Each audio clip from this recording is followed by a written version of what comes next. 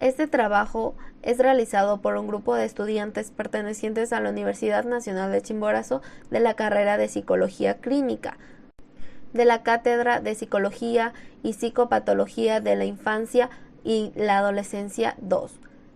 El tema es entrevista a un profesional de psicología clínica referente al trastorno de somatización. Los integrantes del grupo son Ariel Abdo, Verónica Bermeo, Daisy Chávez, Leonor Moriano, Mateo Borja, Brian Padilla y Josué Quito. Primeramente, hablaremos en breves rasgos la teoría de los trastornos de somatización. F45. Trastornos somatomorfos. Agrupan diversos cuadros que cursan con una característica común. La relevancia de los síntomas somáticos están vinculados a un malestar psíquico y deterioro significativo, presentándose frecuentemente en niños y adolescentes. Transitan desde dolores simples hasta dolencias funcionales, invalidantes no explicadas por una condición médica general, consumo de sustancias, simulación u otra patología mental. F45.0. Trastorno de somatización. Se caracteriza por muchos síntomas somáticos que no son explicables en base a los hallazgos del examen físico o del laboratorio. Se distingue de los otros trastornos somatomorfos por la multiplicidad de las quejas y los muchos sistemas de órganos comprometidos, por ejemplo, gastrointestinal y neurológico. El trastorno es crónico, con síntomas presentes por varios años y de comienzo antes de los 30. Y se asocia a un significativo diestrés psicológico, limitaciones en el funcionamiento social y ocupacional, además de una búsqueda excesiva de ayuda médica. Su etiología. Factores genéticos y biológicos, como mayor sensibilidad al dolor. Influencia familiar, esta puede ser genética, ambiental o ambas. Rasgo de negatividad en la personalidad, puede impactar en la forma en que se identifica y percibe la enfermedad y los síntomas corporales. Menor percepción de las emociones, lo que provoca que el foco sea los síntomas físicos en lugar de los problemas emocionales. Y la conducta aprendida, aquí abarca la atención y otros beneficios obtenidos luego de haber padecido una enfermedad, o las conductas de dolor en respuesta a los síntomas. Prevalencia. Se presenta con una prevalencia cercana al 2% en la población general, siendo más frecuente en mujeres en edad media. Inicia en la adolescencia, presenta un curso crónico, varios años, y fluctuante, y la extensa historia médica de consultas a diferentes especialistas por síntomas médicos inexplicables. Esa es la regla de este trastorno. Comorbilidad. El trastorno de somatización tiene una comorbilidad con el trastorno depresivo mayor y la distimia de hasta un 87%, con el trastorno de pánico un 45% y con fobias simples un 39%. Los trastornos de personalidad que van a estar asociados con mayor frecuencia son el evitativo, el paranoide, el histriónico y el antisocial. Las pacientes suelen tener historia de relaciones interpersonales pobres y deficientes, además de que presentan conductas disruptivas, escasa adaptación social y laboral y antecedente de abuso sexual en la infancia. El diagnóstico diferencial. Enfermedades sistémicas que cursan con síntomas originados en diferentes órganos, como son el lupus eritematoso sistémico, la esclerosis múltiple, el hiperparatiroidismo y la porfiria intermitente aguda. También de los trastornos de ansiedad, que estos, especialmente el trastorno de pánico, pues se puede presentar con gran número de quejas somáticas. Los trastornos facticios con predominio de síntomas somáticos. Los trastornos depresivos leves y moderados con síntomas somáticos, que al igual que en el trastorno de pánico, la sintomatología física está presente durante el episodio. La esquizofrenia con ideación delirante somática, la simulación y otros trastornos somatomórficos. Pautas diagnósticas según el CIE-10. A. Antecedentes de al menos 2 años de evolución de quejas relativas a síntomas somáticos múltiples y variables, los cuales no pueden ser explicados por trastornos orgánicos objetivables. La preocupación por los síntomas causa un malestar constante y lleva al enfermo a la búsqueda de reiteradas 3 o más consultas y chequeos en los dispositivos de asistencia primaria o de las distintas especialidades. C. Existe un rechazo continuado por parte del sujeto a aceptar las aclaraciones de los médicos de que no existe una causa orgánica que explique los síntomas somáticos, excepto durante o inmediatamente después de los chequeos y por cortos periodos de tiempo que nunca exceden pocas semanas. presencia de un total de 6 o más síntomas de la lista siguiente, los cuales deben pertenecer por lo menos a 2 de los grupos que siguen. El primer grupo es los gastrointestinales, donde encontramos síntomas como el dolor abdominal, náuseas, sensaciones de plenitud abdominal o meteorismo, mal sabor de boca o lengua saburral, quejas de vómitos o regurgitación de alimentos, quejas de tránsito intestinal rápido o diarreas mucosas o líquidas. En el segundo grupo, que son los cardiovasculares, encontramos síntomas como la falta de aliento sin haber hecho esfuerzos y dolores torácicos. En el tercer grupo, que son los urogenitales, encontramos síntomas como la disuria o quejas de micción frecuentes, sensaciones desagradables en genitales o alrededor de ellos, quejas de flujo vaginal excesivo o inusual. En el cuarto grupo, que son los cutáneos y de dolor, encontramos sintomatología como quejas de manchas o decoloración de la piel, dolor de los miembros, extremidades o articulaciones, sensaciones desagradables de hormigueo o de quedarse dormido algún miembro. El último criterio, el criterio E de las pautas diagnósticas según el CIE-10, es que los criterios de exclusión más frecuentemente usados es que los síntomas no se presentan en el curso de una esquizofrenia o trastornos relacionados, que son de F20 a F29, o de cualquiera de los trastornos del humor, que aquí abarcan los afectivos del F30 al F39, ni son debidos a un trastorno de pánico, que abarca el F41.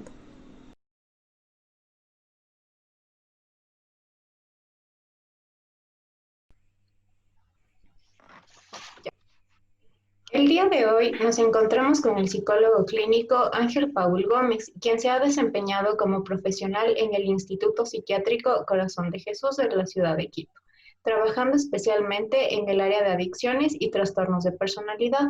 De igual forma, fue parte de una fundación para personas discapacitadas y actualmente labora con adultos mayores en estimulación cognitiva. Muchas gracias, Ángel, por aceptar esta entrevista. Sabemos que esto nos ayudará en nuestro crecimiento estudiantil. Para comenzar, ¿qué nos puede contar acerca de los trastornos somatomorfos? Bueno, en primeras, espero que estén teniendo un buen día todos los que estén escuchando este video. Y verán, los trastornos somatomorfos son básicamente un conjunto de enfermedades caracterizadas por adolecer. Básicamente el dolor que generan ellos es básicamente psicológico, no físico. A pesar de ello, las personas que creen que en realidad tienen algún problema físico, por lo cual de alguna u otra manera les llevan a realizarse estudios, los cuales indudablemente concretan el hecho de que es una situación más psicológica. ¿Cuál es el trastorno somatomorfo más frecuente en su práctica clínica? En mi práctica clínica, básicamente se ve casi todos los trastornos, pero el de somatización en generalidades es el que se presenta más. Asumo que es por la situación social en la que vivimos. Ujú. ¿Podría contarnos en qué consiste este trastorno?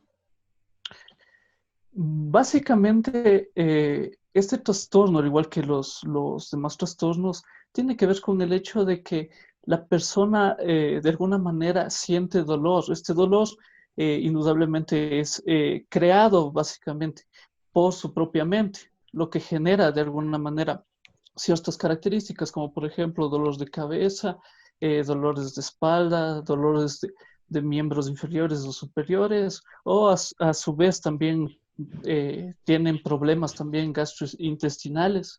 Entonces, de alguna manera, todos estos síntomas no tienen un origen aparente en una enfermedad. Entonces, es más o menos esa es la característica de este trastorno. Ujú. ¿En qué grupo etario es más frecuente que se presente este trastorno? Ya. Bueno, este trastorno, según los estudios realizados, básicamente aparece en la adolescencia, si bien con ciertas características de personalidad que tienen que ver bastante con la depresión y con la ansiedad, pero en su mayoría son mayores de 30 años y principalmente esta patología se presenta en mujeres. Más o menos el rango es de 9 a 1 con relación a los varones. Ajá.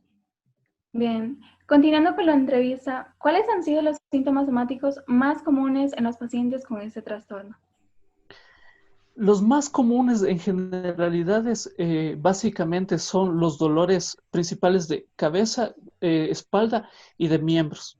En otras ocasiones también se pueden generar estos problemas gastrointestinales por la situación de náuseas, diarreas y también una que se me olvidó acotar, que es el hecho de también los síntomas sexuales. En estos de repente la mujer siente dolor en medio de las relaciones sexuales o a su vez el hombre también tiene estos problemas de dolores durante las relaciones sexuales. ¿De qué forma considera usted que afecta este trastorno a las distintas esferas de la vida de un paciente? Lo que pasa es que este trastorno está caracterizado por el hecho de que en realidad rompe la esfera principalmente la social, ¿sí? Y también la esfera familiar. En generalidades, estas, según las teorías que vamos revisando, de hecho, desde el punto de vista de la psicología sistémica, el paciente que tiene esta enfermedad es más o menos como si tratara de llamar la atención de los demás miembros de la familia. Claro que no es una atención consciente, porque esta persona, a pesar de que parezca que en realidad simula dichas enfermedades, ella los siente reales y es el hecho de acotar del hecho de que ellos sienten que son reales los síntomas de estas enfermedades que, según su pensamiento, son catastróficas. Dentro de la psicología como es sistémica pasa a ser como ¿cómo es? El paciente imaginario que se llama. Entonces, de una u otra manera rompe todos estos esquemas también en el área sexual, por lo que acoté hace algunos momentos. El trastorno por somatización tiene características clínicas similares al trastorno hipocondríaco. ¿Podría darnos algunos criterios o pautas para lograr diferenciar entre estos dos trastornos? Ya, verá, es bien sencillo en realidad diferenciar a los dos, debido al hecho de que el hipocondría nosotros vemos que empieza a copiar ciertas características de una enfermedad que ya ha escuchado o a su vez le han contado o ha investigado, o empiezan a aparecer síntomas que empiezan a encajar con cierta patología que de repente esta persona escuchó o oyó. Entonces, esa es la diferencia. Mientras que el otro, en realidad, puede tener síntomas varios, pero no encajar precisamente en una enfermedad precisa, digámoslo así. En su trabajo se han presentado trastornos en comorbilidad con el trastorno ya mencionado y, de ser el caso, ¿cuáles han sido? Claro, indudablemente, como ya hablaba acerca de la situación de la personalidad, en estos pacientes siempre va a estar presente lo que viene siendo la ansiedad y la depresión. De hecho, uno de ciertas características de estas personas es que hayan tenido por lo menos un episodio de depresión que quizás no haya sido detectado, e inclusive la cronicidad de este trastorno básicamente también depende mucho del grado en el que se encuentre su depresión o su ansiedad. Ajá. Ya. Los pacientes diagnosticados con trastorno de somatización han acudido voluntariamente a su consulta o han sido derivados por algún otro profesional. En realidad, no. Generalmente estos pacientes rechazan en sí el apoyo psicológico. Lo que en generalidades se trata de la derivación, más bien a través del hecho de decirles a estos pacientes que van a recibir alguna clase de terapia, pero no precisamente mencionar el hecho de una u otra manera la creencia de este paciente sobre sus síntomas no es real. Entonces siempre te mandan a ti los pacientes. En generalidades no van por su propia voluntad. Ujú. Bueno, y para ir ya un poco finalizando esta entrevista, este aspecto del rechazo de los pacientes cuando se les explica el cuadro, el trastorno que están sufriendo. No sé si tal vez podría explicarnos un poquito más de ellos, cómo reaccionan, porque claro, este es un trastorno algo desconocido en nuestra sociedad, no tan común en nuestro medio. Entonces, en la mayoría de sus pacientes, de sus consultas, ¿cómo ha sido esta reacción por parte de estos pacientes al notificarles, al comunicarles que en sí su enfermedad no es física u orgánica, sino más bien de un origen psicológico? ¿Cómo reaccionan estas personas? Verán, Lo que pasa es que, por ejemplo, en consulta, cuando ustedes tienen un paciente así, uno tiene que primero ganarse la total confianza de ellos. En generalidades con estos pacientes, primero, antes de decirles, de diagnosticarles, uno ya sabe con lo que más o menos viene el paciente por la misma derivación. Entonces, uno tiene que trabajar primero en tratar de controlar la ansiedad con lo que ellos llegan, ¿sí? Porque hay que recordar el hecho de que ellos están adoleciendo. El hecho de adolecer significa que están buscando ayuda. Entonces, uno no puede llegar a decirle que en realidad la enfermedad que ellos tienen no es real, sino hay que trabajar en el hecho de que de terapias de relajación al inicio y después progresivamente tratar de ir trabajando. Hay que recordar que estos pacientes generalmente, básicamente es por la represión que ellos tienen de sus propias emociones, por lo cual se tiene que ir paulatinamente trabajando levemente en sus emociones para poder ir de alguna manera explicando el hecho de que los eh, síntomas que ella va teniendo o que él va teniendo de repente van a ir desapareciendo con el mismo hecho de solamente las terapias de relajación van a ir disminuyendo y después de eso uno se va trabajando en esta situación de decir al paciente. Porque hay que recordar una cosa, un paciente sin insight no puede ser trabajado. Tiene que de ley tener un insight antes de que en realidad se logre trabajar con él. Ujú. Ya, listo. Y un poco más ahora orientado un poco hacia tratamiento, hacia terapia. ¿Cuál considera usted una de las mejores terapias psicológicas para tratar estos trastornos? Ya, verán, en sí, verá, este trastorno, en realidad, dentro de los esquemas y de los libros, ustedes van a encontrar que la mejor terapia, en realidad, es la terapia grupal para ellos. ¿Por qué es eso? Porque están con las personas que en realidad adolecen también. De una manera se mantienen identificados. Sí, pero lamentablemente en nuestra situación no vamos a encontrar grupos en los cuales podamos hacer eso. Entonces, en generalidades, lo que se trabaja es con tratamiento cognitivo-conductual, con técnicas cognitivas conductuales. ¿Por qué es esta situación? Porque son las más rápidas, ¿sí? Pero hay que recordar también el hecho de que ellos de alguna manera es inconsciente lo que ellos crean. Entonces, un trabajo en psicoanálisis es el que le daría mayor efectividad. Pero yo pongo a su consideración el hecho de que ustedes tienen que adaptarse al paciente. Ningún paciente va a ser igual. Si bien los libros pueden decirles que tal o cual puede ser la mejor forma de llegar al paciente, en realidad depende mucho del paciente que ustedes tengan y cómo van a poder llegar hacia este paciente. Y tienen que ver las características principales de la personalidad y sus vivencias. No es lo mismo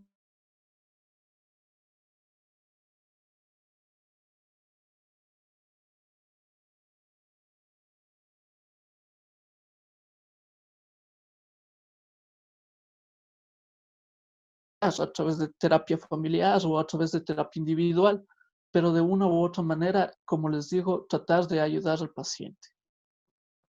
¿Ya? Ya. ¿Y cuáles han sido los resultados más frecuentes después de una intervención clínica con estos pacientes? Hay que recordar que este trastorno es un trastorno crónico.